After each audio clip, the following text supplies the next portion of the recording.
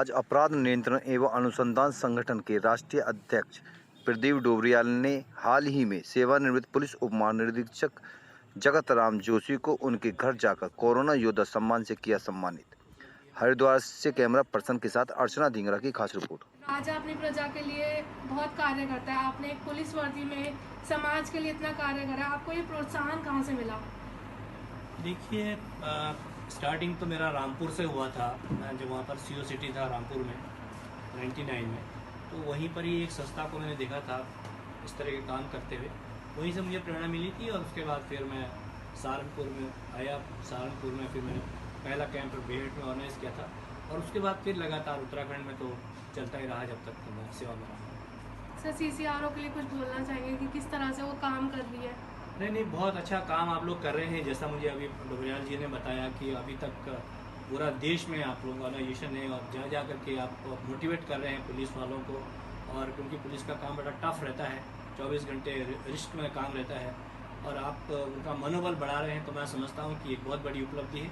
और उम्मीद करता हूँ कि आगे भी आप जो पुलिस में अच्छे लोग आ गए जो अच्छा काम कर रहे हैं, उनका इसी तरह से आप मनोबल बढ़ाते रहेंगे, ताकि समाज को उसका ज़्यादा से ज़्यादा फायदा मिले। सर, आप प्रिय मित्र पुलिस के लिए कुछ बोलना चाहेंगे? मित्र पुलिस का संदेश देना चाहेंगे कुछ जनता तक? देखिए, मैं अपने पुलिस कर्मियों से पहले भी यही कहता रहा हूँ कि वर्दी पहनने का मौका हर एक इंसान को नहीं मिलता है। आप बहुत भाग्यशाली हैं कि आपको वर्दी पहनने का मौका ईश्वर ने दिया है। इससे आप कितना लोगों का फ़ायदा कर सकते हैं, ज़्यादा से ज़्यादा आप लोगों की मदद कर सकते हैं। अगर आप उत्तराखंड के हरिद्वार क्षेत्र में विकास करने वाले और यहाँ की जनता को रोजगार देने के 3 सबसे बड़े कारोबार, जिसमें पर्यटन, आबकारी और खनन मुख्य हैं, जिससे सरकार को सबसे अधिक राजस्व प्राप्त होते हैं।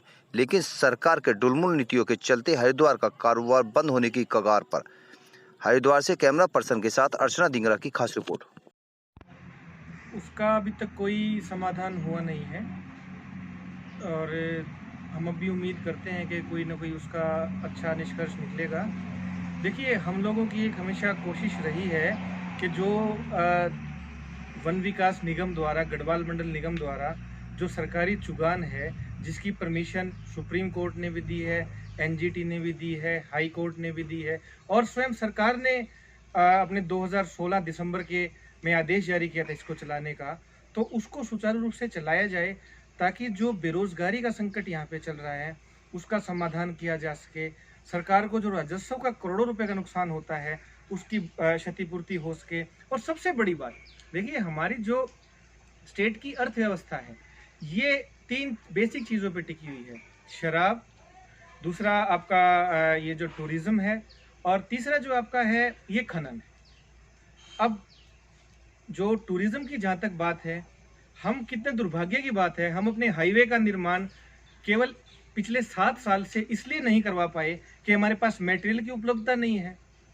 जिस जिले के अंदर 120 क्रैशर लगे हुए हैं, लोगों ने 1200 करोड़ रुपए इन्वेस्ट कर रखे हैं हम क्रैशर वालों ने, और जहां पे माँ गंगा के अंदर इतना मलबा आया हुआ है जिसको एनजीटी ने कहा साफ करना है, और साफ करने के एवज में सरकार को 300 करोड़ का राजस्व हर साल का मिलना था, और उनके पास मटेरियल नहीं है।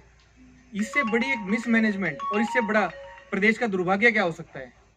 खनन की बेल्ट पे लगभग 83 गाँव ऐसे हैं जो खनन से ही निर्भर है।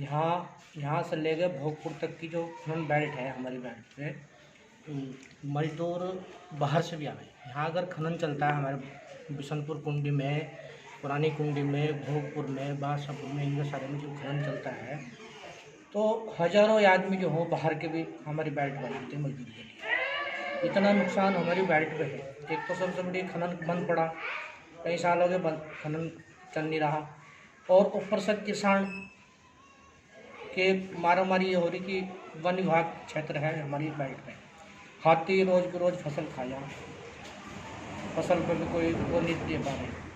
खनन पर ही निर्भर है यहाँ से लेकर पूरी भोगपुर तक की बेल्ट, और यही खनन सरकार चला नहीं रही। सरकार का भी इसमें नुकसान हो रहा है, मजदूरों का तो खैर हो ही रहा है, मजदूरी नहीं मिल रही, सरकार का भी इतना नुकसान हो ही पड़ा है। उसके बाद भी नंबर 2 का खनन यहाँ लगातार हर बेल्ट पर चल रहा है। उस वक्त क्या इतना नुकसान सरकार को हो रहा है। अगर नंबर 1 में सरकार अगर खनन चला देती है तो उसमें मजदूरों का भी, सरकार का भी, सबका फायदा। हम तो हमारा तो हाथ जोड़ के निवेदन ही है सरकार से कि जितनी जल्दी खनन पर चल जाओ उतनी जल्दी गरीब का, मजदूरों का, किसी का भला हो।